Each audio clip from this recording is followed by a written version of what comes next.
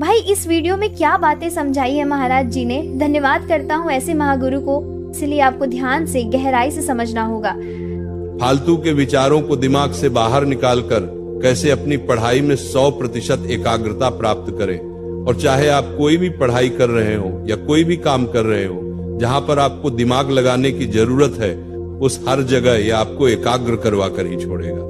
बस शर्त एक है कि इसको बहुत ही बारीकी से समझने की जरूरत है। इसमें ऐसी बहुत सारी बातें हैं जिनको आपको बारीकी से समझना है। तो मेरी आपसे विनती है कि मेरा एक एक शब्द अंत तक सुनते रहें। तो बात करते हैं एकाग्रता की। एकाग्रता क्या है? कल्पना कीजिए कि आपके पास एक टॉर्च है। एकाग्रता बिल्कुल उसी टॉर्च की रोशनी की तरह है। जब आप पढ़ाई करते हैं तो आपका दिमाग वो टॉर्च है। एकाग्रता का मतलब है कि आप अपनी टॉर्च की पूरी रोशनी यानी आपका पूरा ध्यान सिर्फ एक ही जगह यानी आपकी किताब या काम पर डाल रहे हैं। जब आपकी टॉर्च की रोशनी एक ही जगह पड़ती है तो वो चीज एकदम साफ साफ और चमकदार दिखती है। इसी तरह जब आप एकाग्र होते हैं तो आपको अपना काम पढ़ाई बहुत अच्छे से समझ आता है और आप उसे ठीक से कर पाते हैं। आपका लक्ष्य क्या है? अपनी टॉर्च की रोशनी को भटकने न देना। दूसरी कारण एकाग्रता का दुश्मन ध्यान भंग है।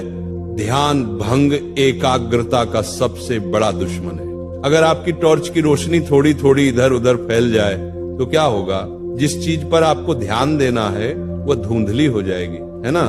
ध्यान भंग वो शक्ति है जो आपकी टॉर्च की रोशनी को आपकी मुख्य चीज से हटाकर दूसरी फालतू चीजों पर फैला देती है।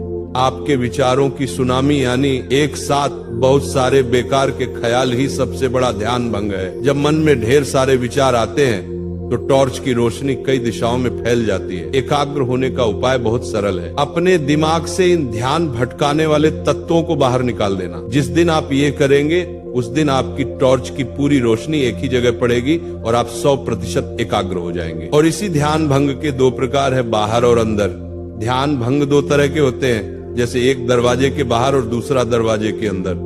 बाहरी ध्यान भंग को समझना दरवाजे के बाहर का शोर।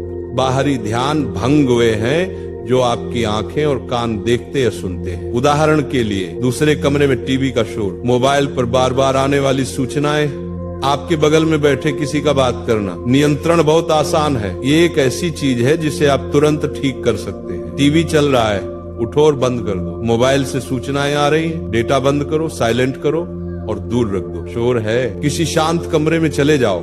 ये बाहरी ध्यान भंग एक स्विच की तरह है जिसे आप ऑन या ऑफ कर सकते हैं। आंतरिक ध्यान भंग को समझना। दरवाजे के अंदर का शोर, आंतरिक ध्यान भंग वे हैं जो आपके दिमाग के अंदर होते हैं।